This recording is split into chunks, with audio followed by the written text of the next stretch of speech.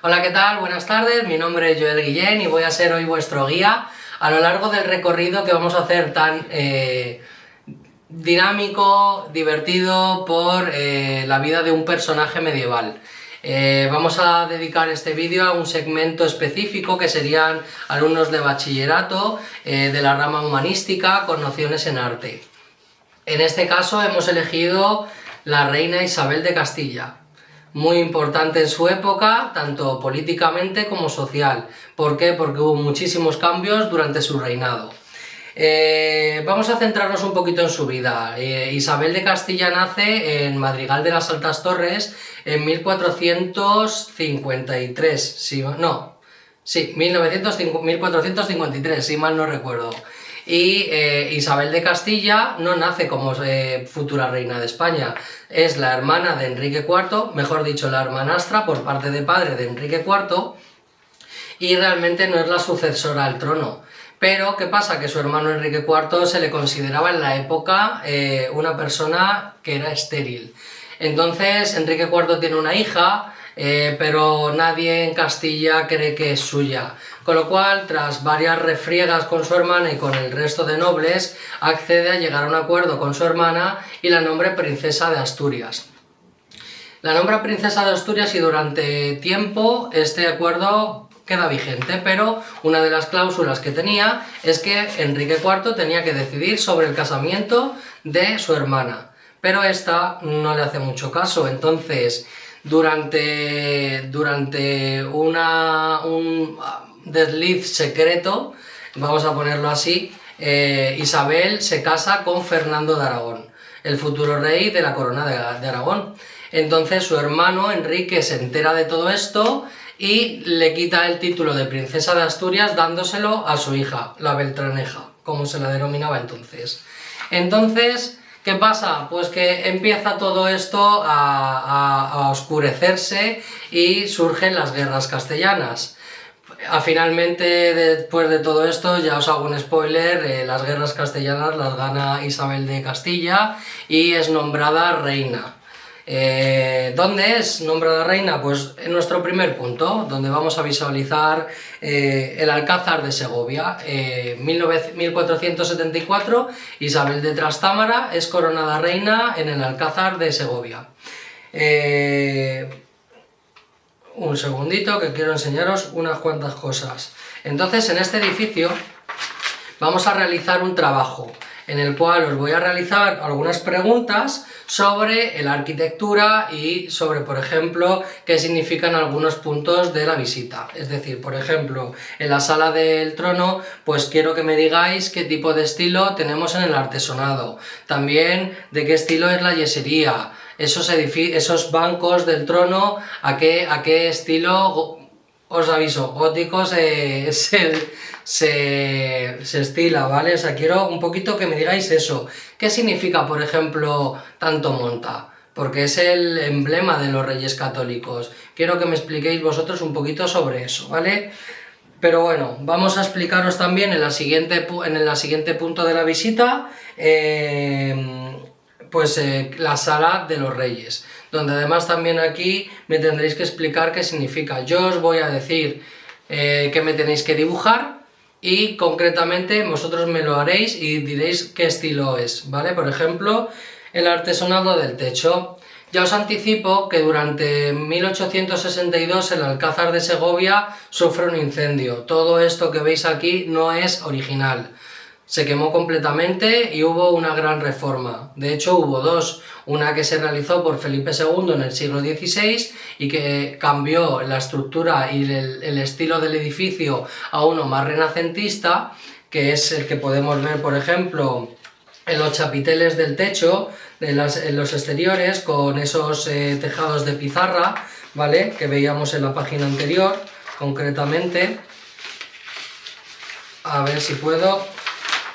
Aquí concretamente lo podemos ver perfectamente, ¿vale? Y pues todo eso se modifica. Pero el edificio tiene un valor histórico muy grande y aunque en la Primera República Española se intenta derruir porque estaba completamente digamos, hecho polvo, os lo digo así, pues hay unas voces que dicen que no y que se rehabilite, y finalmente así es a finales casi del siglo XX. Nos vamos ahora a nuestro siguiente punto, siguiendo un poquito con la tónica de Isabel de Castilla, pues vamos a viajar hasta Toledo. ¿Por qué? Porque ahí es donde vamos a encontrar el monasterio de San Juan de los Reyes. Es un monasterio que quiero que me digáis vosotros de qué estilo es. En este caso, os lo voy a anticipar, es de estilo gótico isabelino, gótico tardío. Os voy a preguntar sobre, por ejemplo, qué tipo de puertas son estas, qué tipo de arcos, mejor dicho, hay sobre la puerta principal. También os quiero preguntar un poquito qué tipo de estructura es esta, si lo consideráis si que es una nave central o si tiene algún tipo de otra nave, pero bueno, yo ahora igualmente os lo voy a comentar, ¿vale? En este caso podemos apreciar que hay un arco ojival en la entrada del monasterio. En la parte central de la nave podemos apreciar el gótico isabelino por la heráldica que podemos apreciar en toda la parte intermedia de la nave. Toda la bóveda son bóvedas de crucería con nervios en forma diagonal. Por último, aquí tenemos esta columna donde se aprecia en yesería las iniciales Y y F, que significan, en lo que yo creo al final, es Fernando e Isabel, aunque mucha gente dice también que significan yugo y flecha. Con esto terminamos un poco la visita. Recordad que os realizaré preguntas y tendréis que realizar un dibujo al final de la visita. Por último, súper importante, nos vamos al Alcázar de Sevilla. ¿Alguien sabe decirme? ¿El Alcázar de Sevilla lo conocéis? ¿Sí? ¿No? Vale. Bueno, en el Alcázar de Sevilla tenemos aquí la primera foto. En la primera foto vemos la entrada del león. Vemos aquí a un león rampante, más o menos. No se aprecia exactamente bien, pero bueno, es un león rampante en la puerta principal, seguido del Palacio de Don Pedro. El Palacio de Don Pedro está hecho en estilo mudéjar. Se conserva en perfectas condiciones, aunque también ha sufrido alguna que otra transformación a lo largo de estos siglos.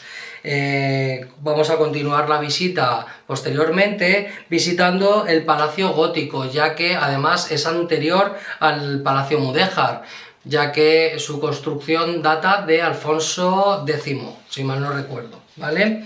Tiene también bóvedas de crucería, nervios y mantiene la estética típica de la época.